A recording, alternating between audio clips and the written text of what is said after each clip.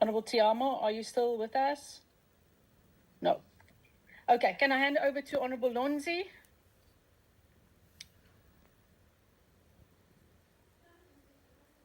No, thank you. Thank you very much, Chairperson.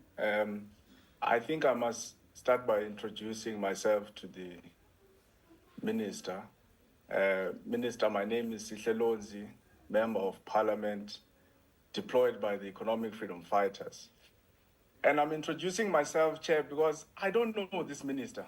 I'm seeing this minister for the first time.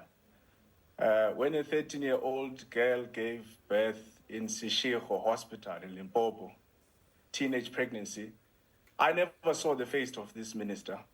When cases of Cwecwe came, boy in Matatiela, Alu, I never saw the face of this minister.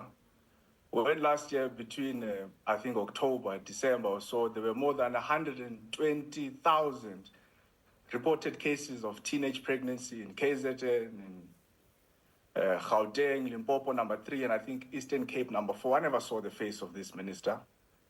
When the rape victims of Omotoso didn't receive justice, and the judge literally said it was as a result of the incompetence of the NPA in her judgment, effectively saying these people were supposed to receive justice, but because of the inefficiencies of the prosecutors, the NPA, a rapist is now free to roam the streets of South Africa. I never saw the face of this minister. So I don't know them.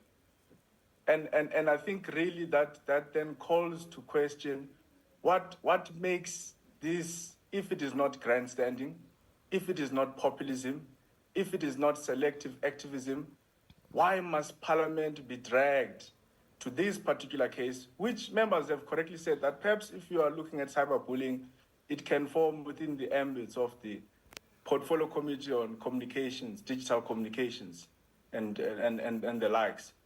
When about half of the young people in South Africa are unemployed, remember this is a Portfolio Committee of Women, Youth, and Persons with Disabilities, was sitting with almost half of the population of young people who are unemployed. We don't know these people. So that's why we get to be surprised when all of a sudden they emerge out of the woods and then they want to push particular agendas in Parliament, even when the agendas are genuine, because I must concur with the members, really the footage is distasteful. So the agenda is genuine, but because the delivery of the message is of questionable character and ethics, now we're made to ask questions to say, why is this being brought to this Parliament? And perhaps, Chair, we must just give a very quick education, because I heard some members of Parliament saying this committee has a responsibility to implement laws. Chair, I think both you and I and other members would have at least have a basic understanding of how government works in South Africa. We'll appreciate that the three arms of state and government have three very different mandates. You've got the legislature, which is us, who writes the laws. You've got the judiciary, which interprets the laws. And then you've got the executive branch, which must then go and execute and implement the laws. So when the member says this Parliament is not implementing laws, I get to be very confused whether members of Parliament and even the minister themselves understand really the real mandate of portfolio committees and Parliament, which is to oversee and act as a check and balance to the executive branch. Now, Chair, we've got the Commission of Gender Equality. We've got the National Strategic Plan on GBVF that Cyril Ramaphosa likes to talk about in his very unpassionate sonas. Now, the question we must then be able to ask the minister and the department rather is this a vote of no confidence on those particular entities? Because that's when we then come in as a check on the executive to say, all these entities which fall under the department, which are supposed to deal with these issues, the Commission of Gender Equality, the strategic plans which are there, and many other entities that are supposed to deal with these very critical and important issues, have they failed to deliver on their mandates? And if the minister must then come to us and say, look, we've failed to deal with GBVF in society, and we're asking Parliament in its oversight duty to perform oversight over government departments and entities, to then come in and say, all of these nice words that we like talking about in SONA, all of these commissions that we like establishing, all of these useless structures that we spend millions and millions of South African taxpayers' monies on are not doing their work when it comes to implementing the national strategic goals and plans on GBV in South Africa. And when there is that vote of no confidence in those particular entities, then us as parliament, within our mandate, we then come in and say, it is now time to intervene. Because Cyril Ramaphosa has failed to fight GBV in South Africa, because the Minister of Women, Youth and Persons with Disabilities has failed, because the Deputy Minister has failed, then Parliament must be able to come in. So when the minister runs to this committee, it's declaring a vote of no confidence on themselves as the department, because the department must play that role. The department must play that role, and we must then do oversight over the department to say, in as far as the mandate of the department is concerned, have you been able to deal with these issues in society? And then if they are saying to us, no, we've not been able to deal with it, then as parliament, we can be able to come in. Because I'm happy because I listened to one of the interviews of this particular minister or deputy minister, and then they corrected the remarks which we saw in the media that they are summoning this individual to parliament. Because my first thing was that they've got no powers to summon anyone to parliament. That's a decision that we must take as members of parliament and this particular portfolio committee. They've got these ministers report to us, were the ones who are in charge of parliament, who are running parliament. They don't get to tell us what we must do in parliament. But I'm happy because I think sanity prevailed, and after some time they were able to say, no, we're going to ask permission from this particular parliament to look into this thing. But I am extremely suspicious of this selectivity that we're seeing. And I think this has been echoed by other members of parliament, to say that we don't know these people. We never see them when these cases of GBV come out. We never see them when very sensitive and important issues come in South Africa that deals with the violence that we see against women and children in our society. But we get to see them on certain cases. Why is that the case? So the minister, I mean, they may or may not respond to that particular aspect, but it was important for me to raise this to this parliament, to say that we must not be allowed to be derailed from our program.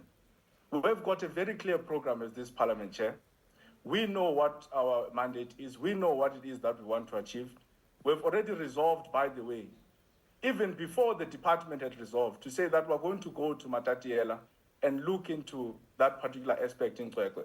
And we did it as members of parliament because we could see that there's a silence. We could see that there's nothing that is coming from the department. There's nothing that is coming from the South African Police Services. So we have to do some joint venture together with other portfolio committees and go and look into these issues.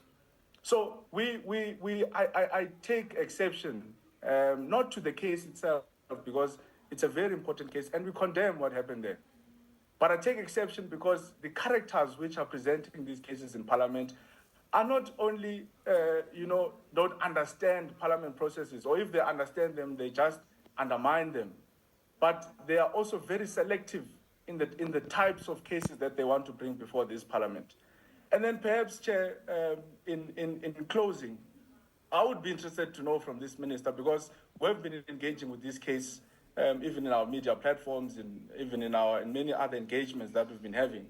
And then people reach out to us that, that person may be related to someone who was working in that podcast and got to be released from that podcast. I forgot the name, Manaka.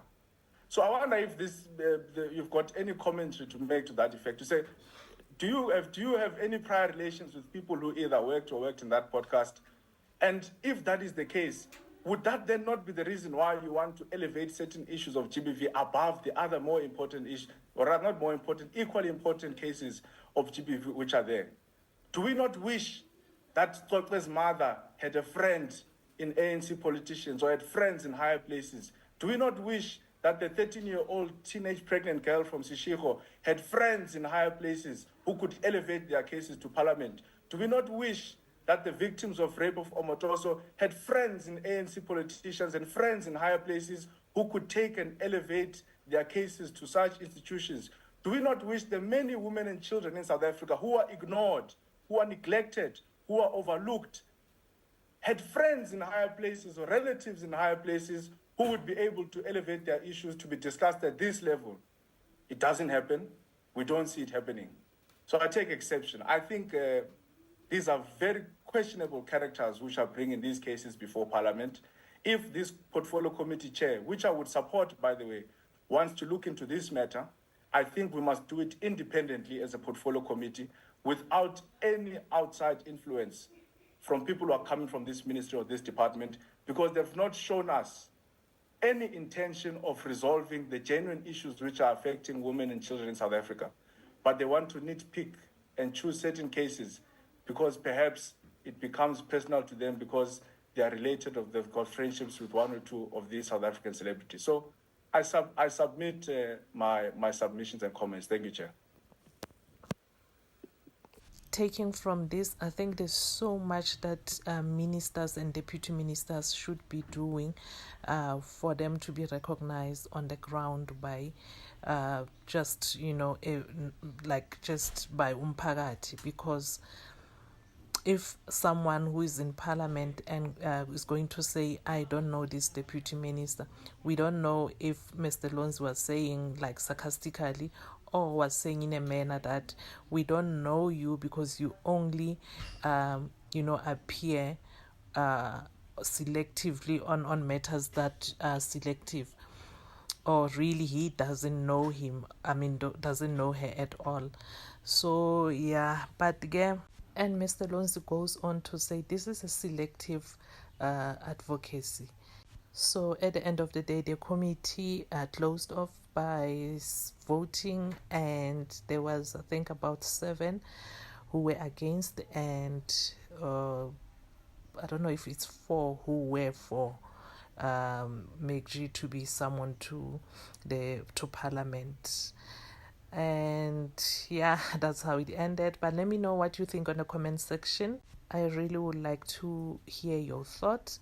Until the next update, remember to like, subscribe, share, and comment. Thank you so much for watching there. As well, they are helping this channel financially. Until the next update, bye.